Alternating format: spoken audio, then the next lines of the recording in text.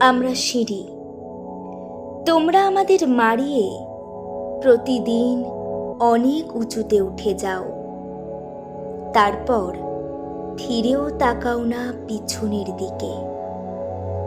তোমাদের পদধূলি ধন্য আমাদের বুক, পদাঘাতে ক্ষত বিক্ষত হয়ে যায় প্রতিদিন। তোমরাও তা জানো, তাই কার্পেটে মুড়ে রাখতে চাও আমাদের বুকের ক্ষত, ঢেকে রাখতে চাও তোমাদের অত্যাচারের চিহ্নকে, আর চেপে রাখতে চাও পৃথিবীর কাছে তোমাদের গর্বোদ্যত অত্যাচারের পদধ্বনি।